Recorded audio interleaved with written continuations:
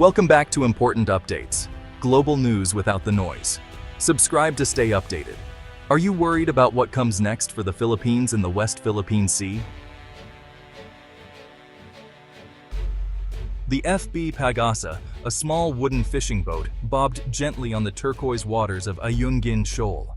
The sun was just beginning to rise, casting a golden glow over the sea and painting the sky with soft hues of pink and orange.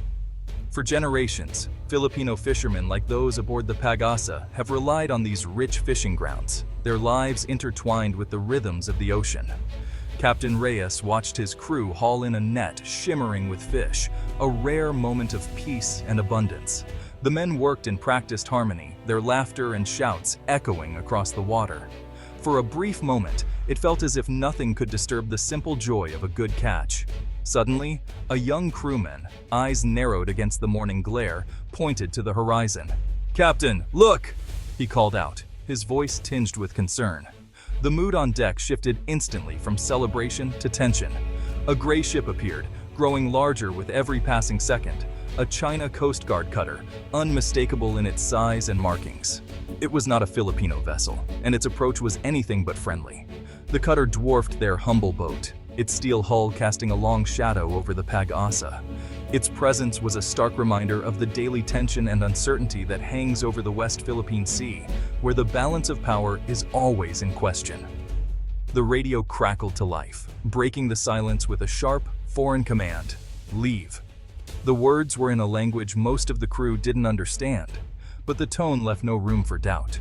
Captain Reyes didn't need to understand the words. The threat was clear in the cutter's aggressive posture and the urgency in the voice over the radio.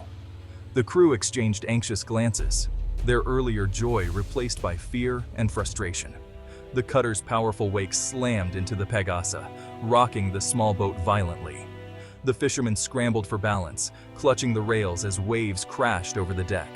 It was a show of force meant to intimidate, and it worked. This wasn't open warfare, but a campaign of intimidation, pushing Filipino fishermen out, one encounter at a time. Each confrontation chipped away at their confidence and their ability to provide for their families. With no real choice, Captain Reyes ordered his crew to pull up their nets and head back to Palawan, leaving behind not just their catch, but also their rights and dignity. The men worked in silence, their faces etched with disappointment and anger. This is not just one fisherman's story. It's the story of a nation facing daily pressure in its own waters. Every day, countless Filipino fishermen risk their safety and livelihoods, navigating a sea that has become a battleground for sovereignty and survival. The Philippines confronts a powerful neighbor that ignores international law and asserts control through relentless gray zone tactics. Actions that fall short of war, but are designed to wear down resistance and assert dominance. The challenge is not just defending the shoreline, but protecting the nation's rights, resources, and people at sea. The ocean is the lifeblood of coastal communities, and its future hangs in the balance. The Philippine Navy stands at the front line of this struggle, tasked with safeguarding the nation's sovereignty and supporting those who depend on the sea for their survival. The question now: how can the nation secure its future in these contested waters? The answer is not simple, but it begins with unity, resilience, and a renewed commitment to defending what is rightfully ours. The answer begins with a new era of naval strength, modern ships, better training, and a determination to stand firm. For the fishermen of the Pag-asa, and for the nation as a whole, hope rides on the horizon, carried by the promise of a stronger, more secure future at sea. To meet these challenges, the Philippine Navy has welcomed two modern warships, BRP Jose Rizal and BRP Antonio Luna. These frigates, named after national heroes, are the most advanced surface combatants the country has ever operated. Armed with missiles, torpedoes, and a helicopter, they extend the Navy's reach and deterrence. Their presence signals the Philippines' resolve to defend its rights and protect its people. When these ships patrol contested waters, they force foreign vessels to think twice. But two frigates alone can't cover the vast West Philippine Sea. They are the foundation for a stronger, more capable fleet. The journey to a modern Navy has only just begun. In today's rapidly changing maritime environment, a modern navy needs much more than just a handful of powerful ships to be effective and relevant. Relying solely on a few large, heavily armed vessels is no longer enough to address the wide range of challenges faced at sea. The next step is to build a multi-layered fleet, one that combines different types of ships, each designed for specific roles.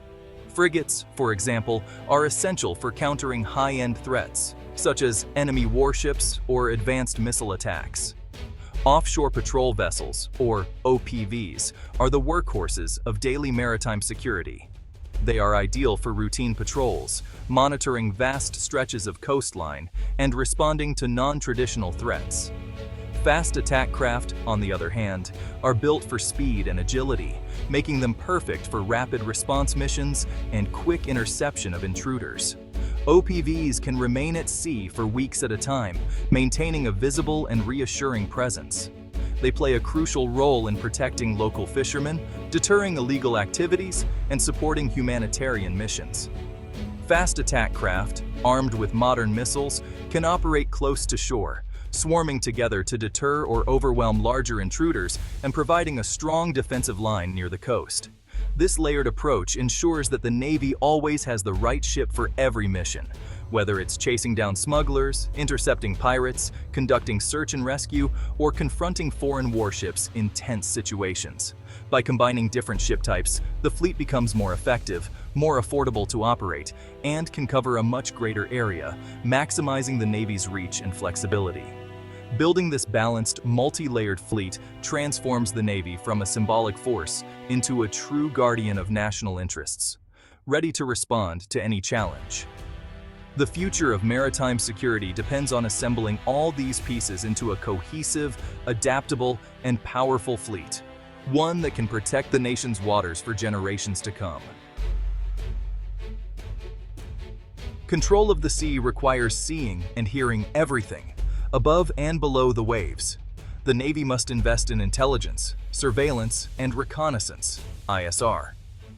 Maritime patrol aircraft, drones, and advanced sensors.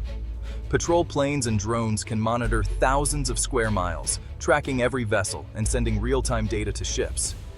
Persistent surveillance deters aggression and allows the Navy to act before threats escalate. Anti-submarine technology, sonars and sonobuoys, protects against hidden dangers beneath the surface. Maritime awareness is the foundation of effective defense. Without it, even the best ships are sailing blind. The ultimate step in naval modernization is acquiring submarines. Submarines are stealthy, powerful, and force adversaries to operate with caution. Even a small fleet, hidden in deep channels, can deny access to larger navies and protect key shipping lanes. For the Philippines, submarines would be a defensive shield, making any hostile action risky and complicated. Building a submarine force is a long-term investment. It requires new bases, years of training, and national commitment. But the payoff is immense, a silent, enduring deterrent that secures maritime sovereignty. Submarines are the ultimate guarantor of national security at sea. They change the balance of power without firing a shot. For the Philippines, this is the next frontier. The Philippines is not alone in this struggle. Its alliance with the United States, backed by the Mutual Defense Treaty, deters outright aggression. Joint exercises with the US, Japan, Australia, and others build interoperability and send a clear message. The Philippines has powerful friends. These partnerships provide advanced training, intelligence, and technology. They amplify the Navy's strength and complicate any adversary's plans. Beyond the US, ties with Japan, Australia, and European partners internationalize the issue and reinforce a rules-based order. Alliances are a force multiplier. No Filipino ship sails alone. Together, these nations uphold freedom of navigation and regional stability.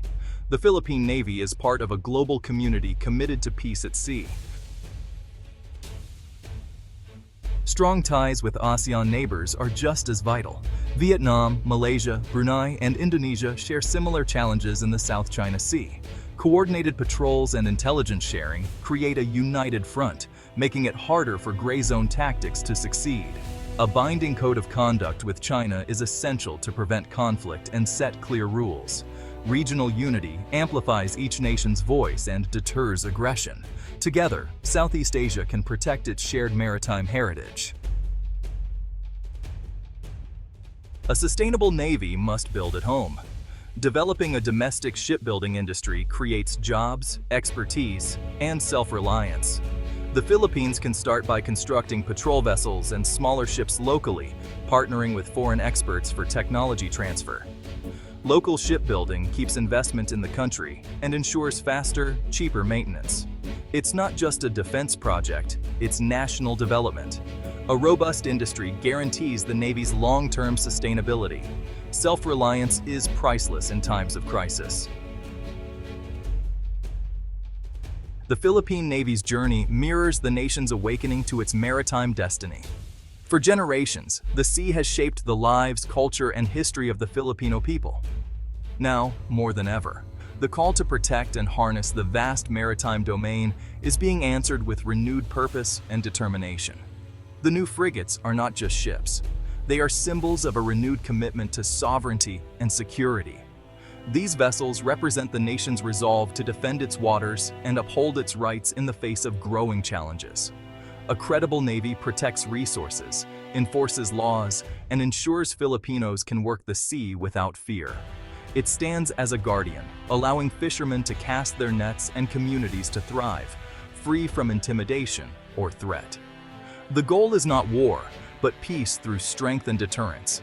By maintaining vigilance and readiness, the Navy helps prevent conflict and fosters stability in the region. The path forward is clear: more ships, new technology, stronger alliances, and a force that can adapt to any challenge. Modernization is key to keeping pace with a rapidly changing world, and a thriving local industry is essential, creating jobs and expertise, and building pride in Filipino craftsmanship. Each element is vital to a secure, sovereign, and prosperous future. The Navy's strength is not just in its ships, but in the unity and support of the people it serves. The task is difficult, but necessary. Every day, sailors train and prepare, facing the elements with courage and dedication. The vision is clear: Filipino fishermen working in peace, their livelihoods protected, their families secure. National resources benefiting the people, supporting communities, and fueling the nation's growth. And the flag flying unchallenged, a proud symbol of freedom and unity. The new frigates have set the course, charting a path toward a stronger, more resilient maritime force. What comes next will define the Philippines as a true maritime nation, ready to face the future with confidence and hope.